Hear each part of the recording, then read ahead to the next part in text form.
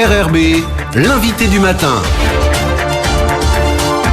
Bonjour Jean-François Bodin. Bonjour Lionel Sabot. Votre invité ce matin, le commissaire général Alain Martinez, le directeur de la sécurité publique. Monsieur le commissaire, bonjour. Bonjour. Merci d'avoir accepté notre invitation. On va parler avec vous des dispositifs mis en place pour la sécurisation de la fête, on va dire du 31 décembre. Mais avant de parler peut-être de cette soirée de la Saint-Sylvestre, on va revenir sur les week-ends qui sont plutôt agités quand même en ce moment à Nouméa, notamment sur les baies. Il y a une recrudescence d'actes délictueux. Recrudescence d'actes délictueux, je n'irai pas jusque-là, mais il y a beaucoup de monde et beaucoup d'incivilité et beaucoup de bagarres avec des gens qui sont évidemment sous l'empire de l'alcool. Ça s'est passé depuis le début de décembre. En gros, on a un afflux de monde sur les baies avec la fin de l'année scolaire, avec les repas d'entreprise, etc. Ça veut dire que les cellules de dégrisement sont plus pleines que dans les autres périodes de l'année ? Elles sont plus pleines, oui. Bon, déjà, tout au long de l'année, elles sont assez remplies, je vais dire. Mais là, elles sont vraiment pleines, oui, effectivement. Est-ce que la fin du baccalauréat, parce qu'on vous parlait de début décembre, mais on s'est aperçu qu'à la fin du bac, il y avait aussi quelques soirées difficiles. Oui, les jeunes fêtent la fin de l'année, fêtent le bac, qu'ils ont eu ou qu'ils n'ont pas eu. Mais de toute façon, le lot commun, c'est que tous ces jeunes boivent et boivent trop. Donc ça pose des problèmes derrière. On parlait des cellules de dégrisement, on avait entendu à un moment qu'il y avait un problème de place. Est-ce qu'aujourd'hui c'est des questions qui sont à l'étude ou qui vont évoluer ? Oui, nous avons un projet d'agrandir les cellules de dégrisement et on devrait passer de 30 à 35 places. Est-ce que c'est simplement les baies qui sont concernés ou c'est l'ensemble des quartiers de Nouméa dans lesquels vous constatez des interventions de plus en plus nombreuses ? Alors on avait il y a quelque temps des problèmes sur Rivière-Salée par exemple. Je pense qu'on a réussi à pacifier le secteur, mais sur la fin de l'année effectivement il y a une concentration sur les baies puisque ce sont les baies qui ont le maximum de boîtes de nuit, d'établissements de nuit, de restaurants, etc. Et donc on a une grosse concentration de personnes et toujours pareil, ça on n'y reviendra jamais assez, l'alcool. Alors, ça existe tout au long de l'année, ces questions de sécurité sur les baies, de surconsommation d'alcool. Est-ce qu'il y a un phénomène de bande qui se greffe aussi de temps en temps dessus, notamment dans les périodes de fin d'année, quand il n'y a plus d'école ? Alors, un phénomène de bande, c'est quand même un terme policier qui n'existe pas ici. Mais effectivement, il y a des regroupements de jeunes. Les jeunes font la fête ensemble, sortent ensemble. Donc, on a pas mal de jeunes qui sont à pied sur les baies. Et puis, avec l'alcool aidant, ça pose certains problèmes. Et les forces de l'ordre interviennent de quel moment, quelles sont les directives ? Parce qu'on ne peut pas arrêter toutes les personnes en surconsommation d'alcool. Non, ce qu'on essaie de faire, c'est de travailler dès le début de la soirée pour éviter les concentrations de personnes. Donc c'est un travail qui dure toute la nuit en fait. Et dès qu'on voit des gens qui sont vraiment en état d'ivresse, à ce moment-là, on les rentre en salle de dégrisement. Donc on enlève de la voie publique des personnes qui sont susceptibles de créer des troubles. Ça, c'est avec des effectifs constants ou le week-end vous renforcez un petit peu les patrouilles et les disponibilités de vos personnels ? Alors on avait prévu déjà début décembre un petit renfort de chez nous, mais force est de constater que cette année il y avait vraiment beaucoup de monde. Donc là on est monté en gamme. Le week-end dernier, j'étais venu d'ailleurs pour l'expliquer sur votre antenne, le week-end dernier le samedi on avait des gendarmes mobiles et nous on a renforcé le vendredi par des effectifs de la DSP. Et ce week-end, c'est le même dispositif, c'est-à-dire ce soir, on a des effectifs de la DSP qui sont en renfort, et demain, on a donc des gendarmes mobiles qui viennent nous aider. Et j'en profite d'ailleurs pour remercier tout le monde, les gendarmes mobiles et les effectifs de chez nous, qui eux ne font pas la fête, mais qui assurent la sécurité de nos concitoyens. Et la police municipale est associée évidemment à tout ce travail ? Absolument, on travaille très bien avec la police municipale, elle est dirigée par des anciens policiers d'ailleurs, donc ça se passe très bien, on a de très bons rapports avec eux, ils nous aident beaucoup.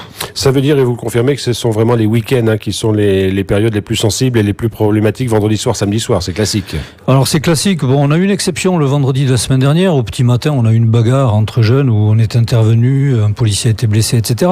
Mais vraiment, le week-end, c'est le plus sensible, le vendredi et le samedi. Dans quel état sont les policiers ? Est-ce qu'il y a un peu d'abattement, de résignation par rapport à cette surconsommation d'alcool ? Non, sur les interventions, je dois dire que je suis vraiment très satisfait ici parce que les policiers interviennent sans réserve.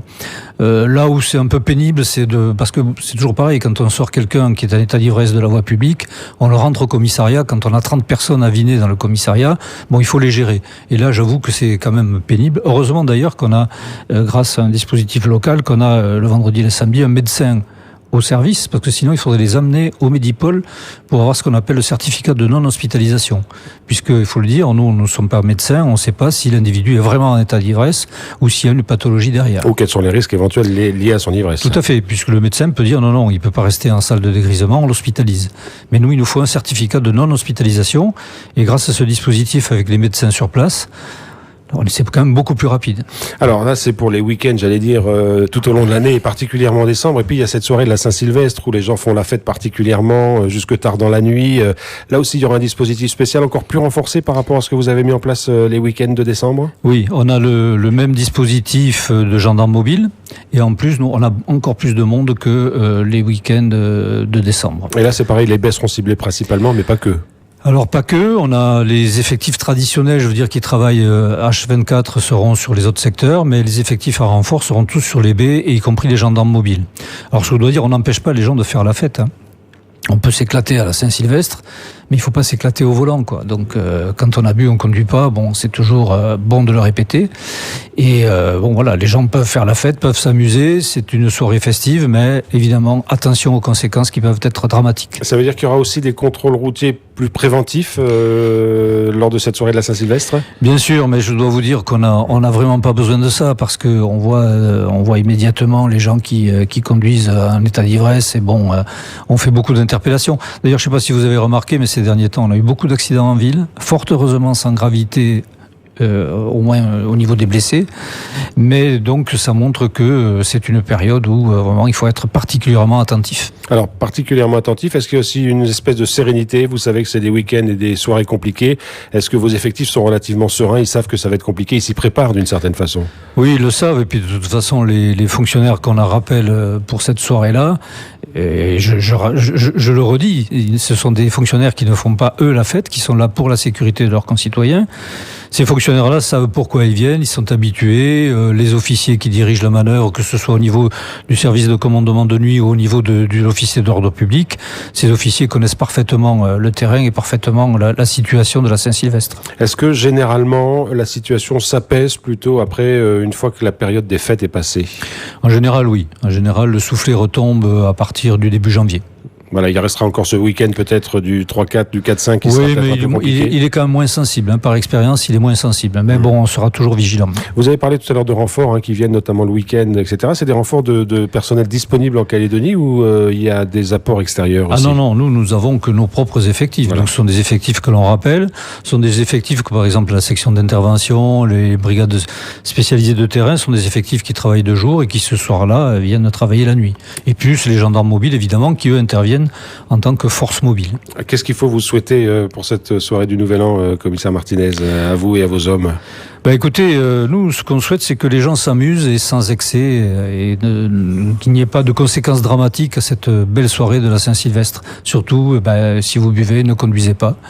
Et puis bon, voilà, profitez-en quand même parce que passer un Noël et un jour de l'an sous les tropiques, c'est quand même, pour le métro que je suis, quelque chose d'extraordinaire. Voilà, donc il faut que chacun mesure sa chance. Absolument. Et tout faire comme on aime le rappeler à RRB pour que la fête ne tue pas la fête. Exactement. Merci beaucoup, commissaire général, d'avoir été avec nous ce matin. Avec plaisir.